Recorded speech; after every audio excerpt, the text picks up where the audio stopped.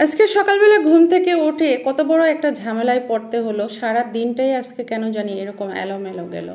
আসসালামু আলাইকুম সবাইকে, ওয়েলকাম করছি শাফিন মাম্মি ব্লগ থেকে। আশা করি সবাই সুস্থ আছো, ভালো আছো। আলহামদুলিল্লাহ আমিও ভালো আছি। দেখো আজকে আমাকে কি রকম একটা কাজ করতে হলো। এখানে অনেক পরিমাণে মশলা কষাচ্ছি আমি, কারণ হচ্ছে কি যে দুইটা তরকারির মশলা আমি একসাথে কষিয়েছি। তারপরে হচ্ছে একসাথে কষিয়ে দুইটা কড়াইতে ভাগ ভাগ করে তারপরে যেটাতে যেটা রান্না করার সেভাবে করেছি। যখন খুব বেশি তাড়াহুড়া লেগে যায়, চাইলে তোমরাও এই পদ্ধতিটা কাজে লাগাতে পারো। এখানে আমি পুঁই শাক দিয়ে হচ্ছে একটা তরকারি রান্না করব, আর ডাটা দিয়ে পাবদা মাছ দিয়ে হচ্ছে একটা তরকারি রান্না করব। তো ডাটা তরকারিতে মশলা খুব একটা বেশি দরকার হয় না, এটার জন্য মশলাটা আমি একটু কম করে রেখেছি। আর শাক পাতা তরকারিতে কিন্তু মশলাটা একটু বেশি লাগে, যার জন্য এটাতে মশলাটা একটু বেশি নিয়েছি। তো পুঁই শাকের ডাঁটিগুলো আসলে শাকের সাথে দিলে সিদ্ধটা একটু ভালো হতে চায় না, এই জন্য আমি ডাঁটিটা আগে দিয়েছি, শাক পাতাটা পরে দিয়েছি। তো সকালবেলা কি এমন সমস্যা হয়েছে যার কারণে এইভাবে আমাকে তরকারি রান্না করতে হচ্ছে, যে আসলে 5টা বাজে একবার ঘুম ভাঙছে আমার।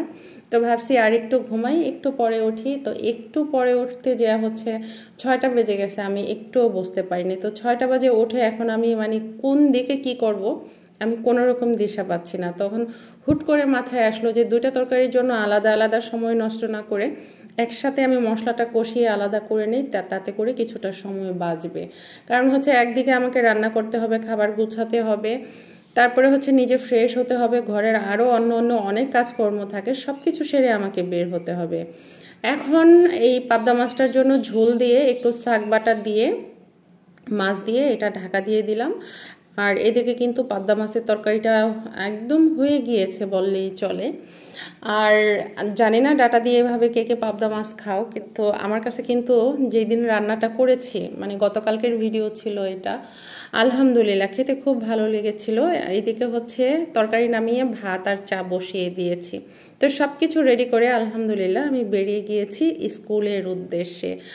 আর গতকালকে তো প্রচুর পরিমাণে বৃষ্টি হয়েছিল, সকালবেলার বাতাসটা আবহাওয়াটা এত সুন্দর ছিল। আর ইদানিং কেন জানি ভোরবেলা একটু কুয়াশা কুয়াশা মনে হয়। তো এইদিকে আমি স্কুলে পৌঁছে গিয়েছি, চলে আসছি। তো 3তলা পর্যন্ত উঠতে আসলে আমার একটু কষ্টই হচ্ছিল। ইদানিং কেন জানি সিঁড়ি ওঠা নামাটা ভীষণ কষ্টের হয়।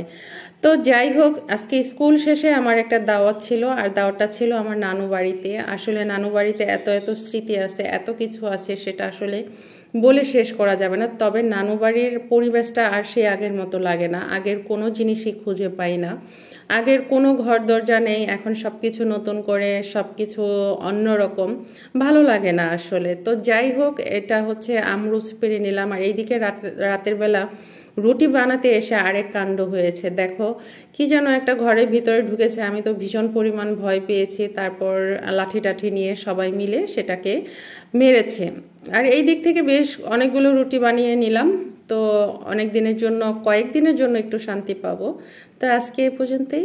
আল্লাহ হাফেজ, ভালো থাকো, সুস্থ থাকো।